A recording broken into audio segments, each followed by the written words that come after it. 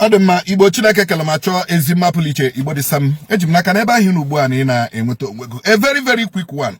Onwene gba ikwuru okwu the Imo Housing Corporation GM akwya General Manager maka ndị ọrụ ya ndị asị obrule je tigala police na threat ha na-emeghị intimidate ihe ụjọs onye jọs bido ọrụ ama moro dela 3-4 months onye a bidoro ọrụ but ozugbo ọ batara nga ya na ndị ọrụ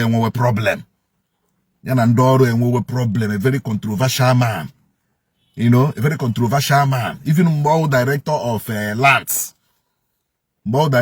lands, he was indicted. Now the white paper, with the government white paper on report of the Judicial Commission of Inquiry on Lands and Related Matters in Imo State, June 2006 to May 2019. The man was indicted. I will paste this thing here.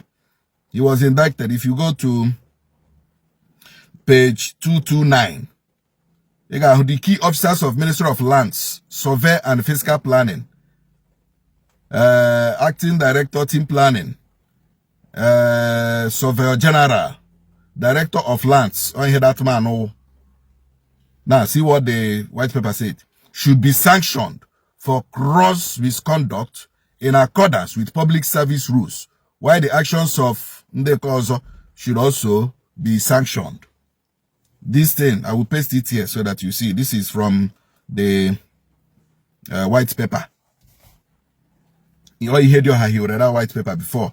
Hope Uzodinma continue with the committee on that issue of white paper. Ala Igbo State.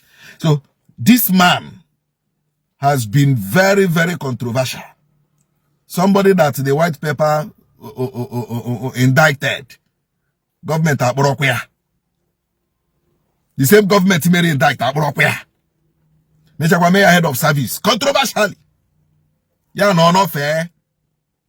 Is she from head of service? Mwetigile mputigwe wapia. Wetia na house in Imo Housing Corporation. Yeah, continue kwe. Imagine.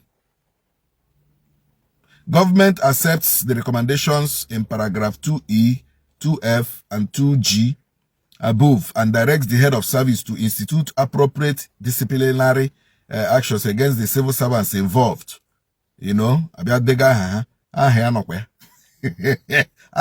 onokwe. Mana, Kaba Rota, was there any disciplinary action? No. Now, recently, when you go to Watchdog,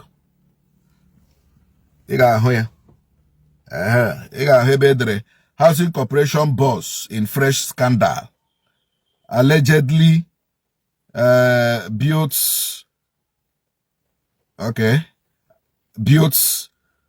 hotel on land originally mapped for Imo government house.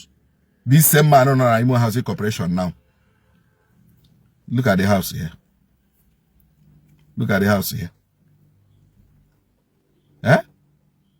Look at the house.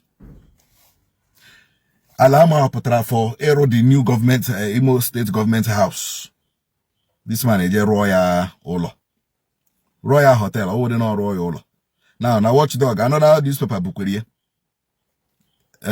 Lead Express. Uchoma faces another scandal.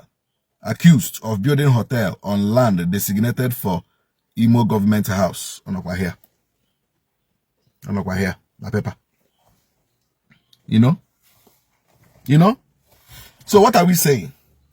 Imo State government, at times, when we give facts and figures, where I will potential evidence in their government, but to make our government make us now, we have a feeling that it is a direct attack on them.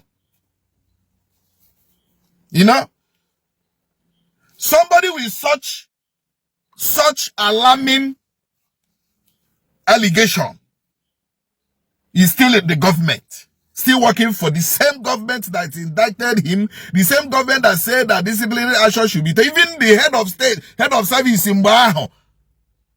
Ọgwa ka ahụ pụrụ na asị na ọ ga ebe ọgwa ka ahụ pụrụ ka e werekwuru onye a asịkwa ka eme discipline or this and that. Ọkwa the same person ka e werekwuru eti ahụ as head of service that time ye kokwa achịcha ya nọcha no fair eme extend the head of service extension ya no fecha ebute na Igbo Housing Corporation. Unu ma ihe unu mega mana ike agaghị agwa anyị n'ịkpọpụ ịkọl unu out. But we can never be tired of telling the world the kind of people you people are. I'm telling you the truth. Arolo, white paper make indict, and where evidences to prove. Now, all now. Government again your chulamba. Typical of Igbo state government. Iga hokwaya.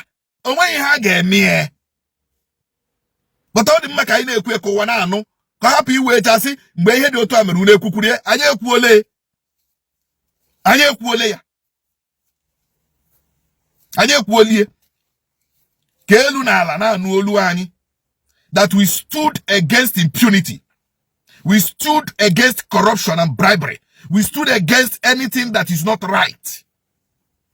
Ọha anyị na-eje ekwuye anyị anaghị ekwuye ka akụwara anyị aka mba. But I na-ekwu ka ọ ga-awụ mgbe ọ ga-esu a ga-asị ndị akwurie hafụ ha ndị akwurie obinigwe hapụ ha mere ha ebere na-aghọta ebe anyị na-eje.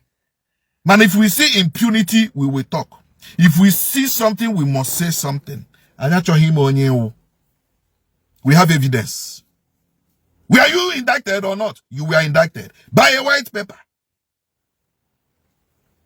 But at the end of the day, the same land I grab ya ruo ya na ya hotel. Government emanya ka ọ da ahụ. Imo onwe ihe onye nke anyị. Imo ihe onye nke anyị. Ọ bụrụ onye na-awụghị onye nke anyị. Awakpo, abrush ya, eburu caterpillar, vom edemolish ya. Mana onye nke anyị hapụ ya. Obiligwe lewe nne.